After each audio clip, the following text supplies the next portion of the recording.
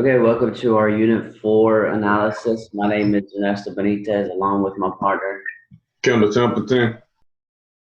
and we're going to analyze our Horizon Report readings in comparison to the ISTE standards.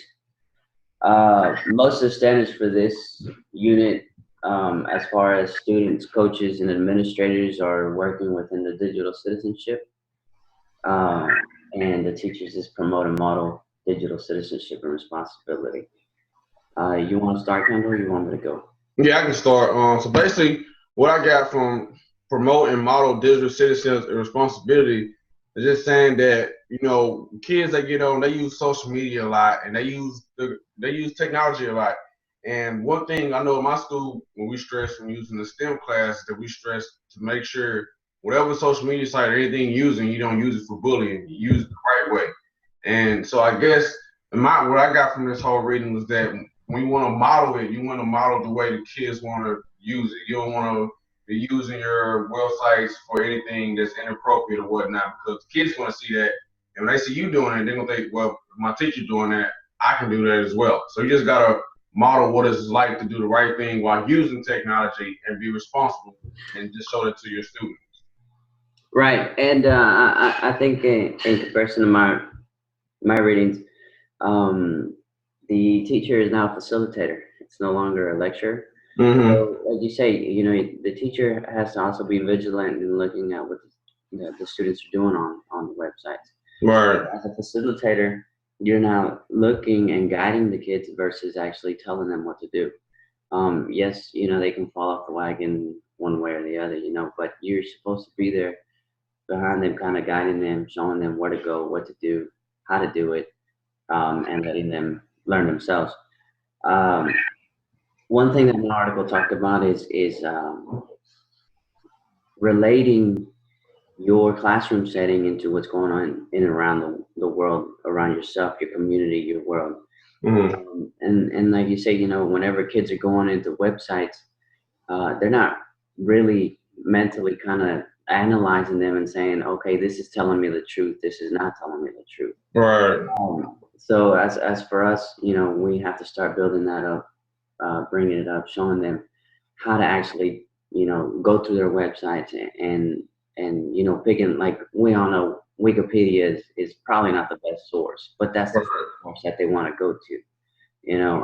It's the first one that they use, and you have to start telling them, hey, don't use this because anybody can go in there and change it up whenever. Mm-hmm. Promoting digital citizenship and responsibility, I think that kind of hits the nail on the head, man. We have to show these kids how to be responsible online. Right. There is, like you say, a lot of bullying going on online, and kids going that way because it makes them feel bad or good. But us as facilitators have to emphasize, hey, you can't do that, man. That the internet and the World Wide Web it can be used for so many great purposes. Unfortunately, kids are using it for bullying. Yeah. So I agree with you on that one. Another thing that I wanted to talk about on my article, digital equity. Not everybody in the world is able to get the digital equity that we have here. Like we're on, we have the internet on our phones. We have Mm-hmm. at our disposal. It's ridiculous how disposed it is for us. We don't. It's becoming second nature to us. Right. And some kids around the world, they don't have it. Some kids, they don't even have electricity, and my report touched on that. We need to try to find ways to find digital equity and how to get internet, even if it's just a little bit, out to the third world countries or to the countries that don't have the internet at their disposal.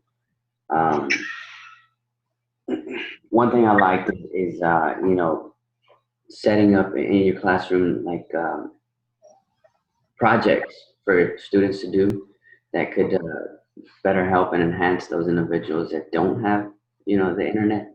Mm-hmm. So I thought that was pretty neat, and that kind of gives its way to digital citizenship. If you have it at your disposal, the way I interpret it is if you have it at your disposal, why not share it with everyone? Right. You know? Exactly. I had in my class I was teaching science and also teaching STEM, and sometimes we would do the STEM programs, and the STEM programs we just basically the kids would get an iPad and they have to like just work on the iPads, do different type of technology implementations, and we'll put them in groups, and so the kids like just come up with assignments together, and they were working in groups using iPads, and it was really cool to see the kids working together and delegating each task to each other and figure out what they need to do to get their assignment done. And so that's another example of what you were talking about, basically, when they're working together, we just got to make sure they're working and doing the right thing together and just knowing how to go to the right resources and everything. Right. No, I agree, man. I'm gonna have to share this with you and whoever else is out there. Well, I think I actually did it here. The certification for evaluating resources. Mm-hmm. Yeah, it actually was this class. I found that super helpful. Mm-hmm. At the beginning, we had to get that certification on how to properly cite, where to get our resources. Right, exactly.